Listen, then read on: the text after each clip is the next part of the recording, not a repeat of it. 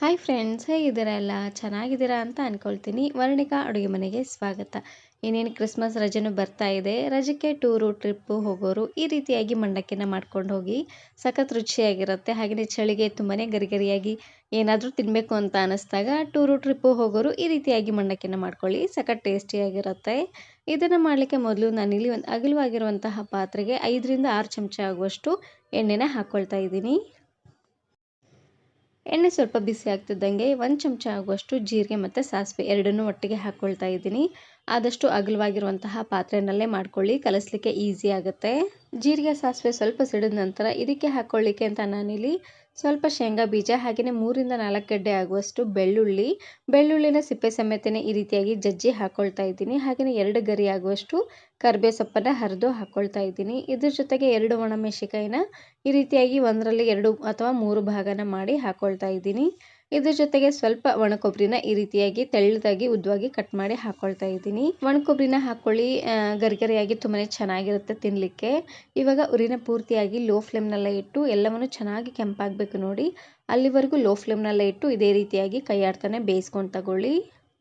ಶೇಂಗಾ ಬೀಜ ಹಾಗೆಯೇ ಒಣ ಕೊಬ್ಬರಿ ಎಲ್ಲ ಚೆನ್ನಾಗಿ ಫ್ರೈ ಆಗಬೇಕು ನೋಡಿ. ಹಾಗಾಗಿ ನಾನು ಇದೇ ರೀತಿ ಬಹಳಷ್ಟು ವೆರೈಟಿ ಆಗಿರುವಂತಹ ಸ್ನ್ಯಾಕ್ಸ್ ರೆಸಿಪೀಸ್ನ ಅಪ್ಲೋಡ್ ಮಾಡಿದ್ದೀನಿ. ವಿಡಿಯೋ ನೋಡಿಲ್ಲ ಅಂದರೆ ಈ ವಿಡಿಯೋ ಕೊನೆಯಲ್ಲಿ ಹಾಕಿರ್ತೀನಿ ನೋಡಿ, ಚೆಕ್ ಮಾಡಿ. ನೋಡಿ ಈ ರೀತಿಯಾಗಿ ಎಲ್ಲ ಪದಾರ್ಥನೂ ಪೂರ್ತಿಯಾಗಿ ಕೆಂಪಾದಮೇಲೆ ಇದಕ್ಕೆ ನಾನಿಲ್ಲಿ ಉಳಿದಿರುವಂತಹ ಪದಾರ್ಥನ ಹಾಕ್ಕೊಳ್ತಾ ಇದ್ದೀನಿ. ಇವಾಗ ನಾನಿಲ್ಲಿ ಗ್ಯಾಸನ್ನು ಆಫ್ ಮಾಡಿಕೊಂಡು ಇದಕ್ಕೇ ನಾನಿಲ್ಲಿ 1/4 ಚಮಚ ಆಗುವಷ್ಟು ಅರಶಿನ ಪುಡಿ, ಹಾಗೆಯೇ 1 ಚಮಚ ಆಗುವಷ್ಟು ಅಚ್ಕಾರದ ಪುಡಿ, ಹಾಗೆಯೇ ಇದ್ರ ಜೊತೆಗೆ ರುಚಿಗೆ ತಕ್ಕಷ್ಟು ಉಪ್ಪನ್ನು ಹಾಕ್ಕೊಳ್ತಾ ಇದ್ದೀನಿ. ಗ್ಯಾಸನ್ನು ಆಫ್ ಮಾಡಿದ ತಕ್ಷಣವೇ ಹಾಕ್ಕೊಳ್ಬೇಕು. ಗ್ಯಾಸನ್ನು ಆನ್ ಮಾಡಿ ಹಾಗೆ ಹಾಕಿಬಿಟ್ರೆ ಖಾರ ಪುಡಿ ಅರಿಶಿನ ಎಲ್ಲ ಒತ್ತೋದಂಗೆ ಆಗಿಬಿಡುತ್ತೆ. ಹಾಗಾಗಿ ಗ್ಯಾಸನ್ನು ಆಫ್ ಮಾಡಿಕೊಂಡು ಎಣ್ಣೆ ಸ್ವಲ್ಪ ಬೆಚ್ಚಗಿರುತ್ತೆ ನೋಡಿ, ಆವಾಗಲೇ ಹಾಕ್ಕೊಂಡು ಚೆನ್ನಾಗಿ ಈ ರೀತಿಯಾಗಿ ಮಿಕ್ಸ್ ಮಾಡ್ಕೊಂಡು ತಗೊಳ್ಬೇಕು. ಎಣ್ಣೆ ಸ್ವಲ್ಪ ಬಿಸಿ ಇರುವಾಗಲೇ ಹಾಕ್ಕೊಳ್ಬೇಕು. ಎಣ್ಣೆ ಪೂರ್ತಿಯಾಗಿ ತಣ್ಣಗಾದರೆ ಅಚ್ಕಾರದ ಪುಡಿ ಎಲ್ಲ ಹಸಿ ಸ್ಮೆಲ್ ಬಂದುಬಿಡುತ್ತೆ. ಹಾಗಾಗಿ ನೋಡಿ ಎಲ್ಲವನ್ನು ಹಾಕ್ಕೊಂಡಾದ್ಮೇಲೆ ಲಾಸ್ಟಲ್ಲಿ ಇದಕ್ಕೆ ನಾನಿಲ್ಲಿ ಮಂಡಕ್ಕಿನ ಹಾಕ್ಕೊಳ್ತಾ ಇದ್ದೀನಿ. ಪಳ್ಳ ಮಂಡಕ್ಕಿ ಬರುತ್ತೆ ನೋಡಿ, ಅದನ್ನು ಹಾಕ್ಕೊಳ್ತಾ ಇದ್ದೀನಿ. ಮಂಡಕ್ಕಿನ ಒಡೆದ್ರೆ ಈ ರೀತಿಯಾಗಿ ಪುಡಿ ಪುಡಿಯಾಗಿ ಆಗಬೇಕು. ಆ ರೀತಿಯಾಗಿ ಗರಿಗರಿಯಾಗಿರುವಂತಹ ಮಂಡಕ್ಕಿನೇ ಹಾಕ್ಕೊಳ್ಳಿ, ಚೆನ್ನಾಗಿರುತ್ತೆ. ಚಳಿಗೆ ಮಂಡಕ್ಕಿ ಎಲ್ಲ ಮೆತ್ತಗಾಗಿದ್ದರೆ 1 ತಾಸು ಅಥವಾ 2 ತಾಸು ಬಿಸಿಲಲ್ಲಿಟ್ಟು ಆಮೇಲೆ ಒಗ್ಗರಣೆನ ಮಾಡ್ಕೊಳ್ಳಿ, ಚೆನ್ನಾಗಿರುತ್ತೆ. ಮಂಡಕ್ಕಿನ ಹಾಕ್ಕೊಂಡು ಇವಾಗ ಚೆನ್ನಾಗಿ ಇದನ್ನು ಈ ರೀತಿಯಾಗಿ ಮಿಕ್ಸ್ ಮಾಡ್ಕೊಂಡು ತಗೊಳ್ಬೇಕು. ಮಂಡಕ್ಕಿ ಚಳಿಗೆ ಪೂರ್ತಿಯಾಗಿ ಮೆತ್ತಗಾಗಿದೆ, ಬಿಸಿಲಲ್ಲಿಟ್ಟು ಒಣಗಿಸೋ ಅಷ್ಟು ಟೈಮ್ ಇಲ್ಲ ಅನ್ನೋರು ಈ ಟೈಮಲ್ಲಿ ಉರಿನ ಪೂರ್ತಿಯಾಗಿ ಲೋ ಫ್ಲೇಮ್ನಲ್ಲೇ ಇಟ್ಟು ಚೆನ್ನಾಗಿದೆ ಈ ರೀತಿಯಾಗಿ ಕಲಿಸ್ಕೊಳ್ತಾನೆ ಬರಬೇಕು. ಈ ರೀತಿಯಾಗಿ ಮಾಡೋದ್ರಿಂದ ಮಂಡಕ್ಕಿ ತುಂಬಾ ಗರಿಗರಿಯಾಗಿ ಚೆನ್ನಾಗಿ ಬರುತ್ತೆ. ಆದಷ್ಟು ಲೋ ಫ್ಲೇಮ್ನಲ್ಲೇ ಇಟ್ಟು ಕೈ ಬಿಡ್ದಂಗೆ ಇದೇ ರೀತಿಯಾಗಿ ಮಿಕ್ಸ್ ಮಾಡ್ಕೊಳ್ಬೇಕು, ಇಲ್ಲಾಂದರೆ ಮಂಡಕ್ಕಿ ಎಲ್ಲ ಬೇಗನೆ ಮೆತ್ತೋಗ್ಬಿಡುತ್ತೆ. ಹಾಗಾಗಿ ಇದ್ರ ಜೊತೆ ತಿನ್ನಲಿಕ್ಕೆ ಅಂತ ಯಾವುದಾದ್ರೂ ಸ್ವೀಟನ್ನಾದರೂ ಮಾಡ್ಕೊಂಡು ಹೋಗ್ಬೋದು. ನಾನು ಆಲ್ರೆಡಿ ಕೊಬ್ಬರಿ ಉಂಡೆನ ಯಾವ ರೀತಿಯಾಗಿ ಮಾಡೋದು ಅಂತ ವಿಡಿಯೋ ಅಪ್ಲೋಡ್ ಮಾಡಿದ್ದೀನಿ.